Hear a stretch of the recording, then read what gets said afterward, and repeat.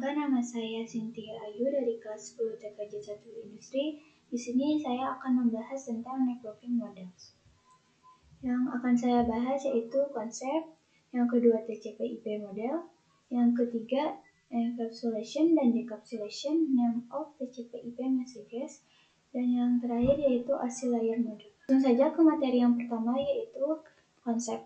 Jaringan komputer mengacu pada perangkat komputasi yang saling terhubung serta dapat bertukar data dan berbagai sumber daya satu sama lain.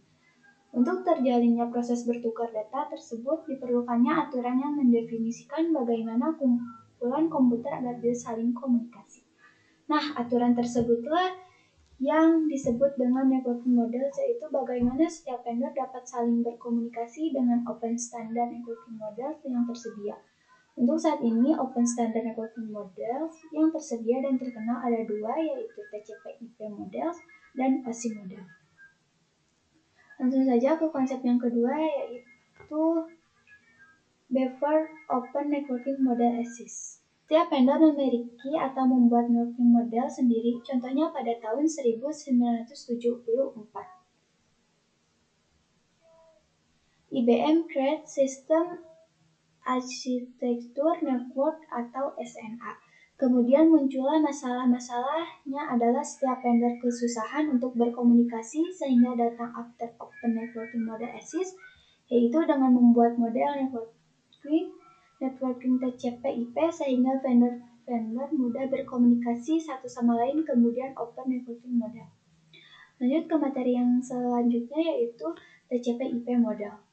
TCP/IP model merupakan jenis networking model yang saat ini common digunakan. Jadi, TCP/IP itu mendefinisikan suatu protokol agar antar komputer, utamanya yang berbeda network, itu bisa saling komunikasi.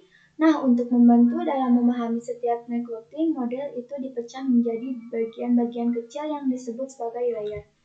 Secara dokumentasi, TCP/IP model terdiri dari 4 layer, yaitu Network Access, Internet, Transport, Application.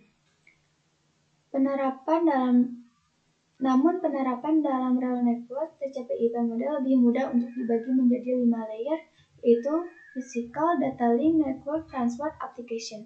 Lanjut ke materi yang selanjutnya yaitu TCP/IP Application Layer.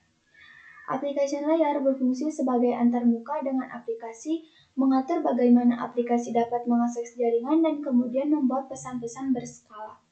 Di antara contoh service dari application layer itu seperti HTTP, POP3, SMTP, IMAP, SSH, dan sebagainya. HTTP ini digunakan ketika kita mengakses suatu web server. Ini adalah contoh ilustrasi application layer. Lanjut ke materi yang selanjutnya yaitu TCP/IP Transport Layer. Fungsi dari transport layer adalah menyajikan atau memberikan servis ke application layer, transfer data. Untuk transport layer terdapat dua protokol yang sering digunakan yaitu TCP dan UDP. Protokol TCP dan UDP. TCP is more reliable. TCP digunakan untuk IP karena support error checking. UDP is more faster. UDP digunakan untuk video streaming, games, dan aplikasi yang membutuhkan kecepatan data. Salah satu mekanisme yang disediakan oleh transport layer khususnya pada TCP itu adalah error recovery mechanism. Ini contoh TCP error recovery. Lanjut ke materi yang selanjutnya yaitu TCP/IP Network Layer. Untuk network layer hanya terdapat satu contoh yaitu IP. Dan IP menyediakan dua fitur yang sangat penting yaitu addressing dan routing yang dimana berfungsi untuk menangani konektivitas dan pemeliharaan jalur. Setiap perangkat jaringan memerlukan alamat unik di jaringan. Satu, addressing. Jadi kalau yang addressing itu bahwa IP address itu sendiri, yaitu memberikan nama pada perangkat di jaringan komputer. Yang kedua, routing. Routing salah satu fitur yang disediakan pada IP di bagian network layer yang bekerja layaknya kantor pos, mencari rute tercepat untuk sampai tujuan. Bisa dilihat dari ilustrasi gambar ini, networking A mencari rute tercepat ke mana dia akan sampai apakah ke port 3, ke port 4, ke port 5, kemudian ke address A. Lanjut ke materi yang selanjutnya yaitu TCP/IP, data link layer, dan physical layer. Data link layer mendefinisikan protokol yang dibutuhkan pada physical layer. Salah satu fitur pada data link layer ialah VCS, Frame Check Sequence, yaitu error detection mechanism, hanya mendeteksi error tanpa recovery. Addressing yang digunakan pada data link layer adalah match address. Physical layer mendefinisikan kabel pada suatu jaringan komputer, mendefinisikan secara fisik apa yang digunakan untuk menghubungkan antar device. Lanjut ke materi yang selanjutnya yaitu encapsulation and decapsulation.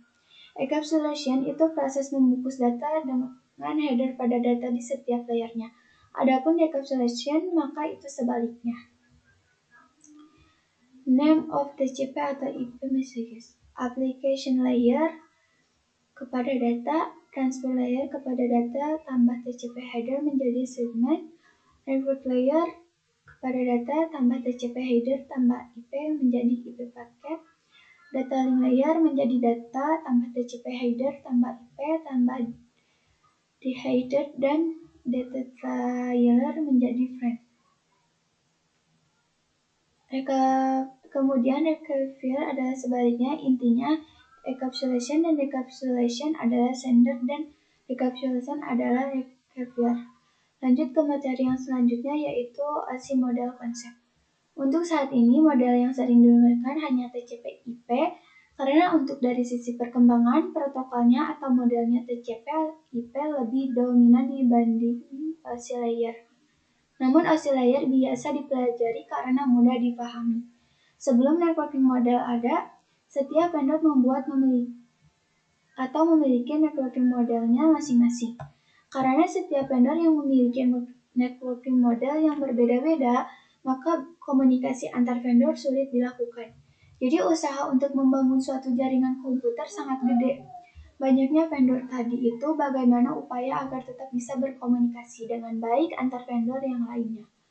Oleh karena itu, dibuatlah sebuah model atau sebuah standar atau spesifikasi minuman oleh ISO, International Organization for Standardization, pada tahun 1984, yaitu dengan nama OSI, Open System Interconnection, atau bisa juga disebut OSI 7 Layer Model. Segitu saja yang dapat saya sampaikan. Mohon maaf jika ada kata-kata yang kurang dipahami. Wassalamualaikum warahmatullahi wabarakatuh.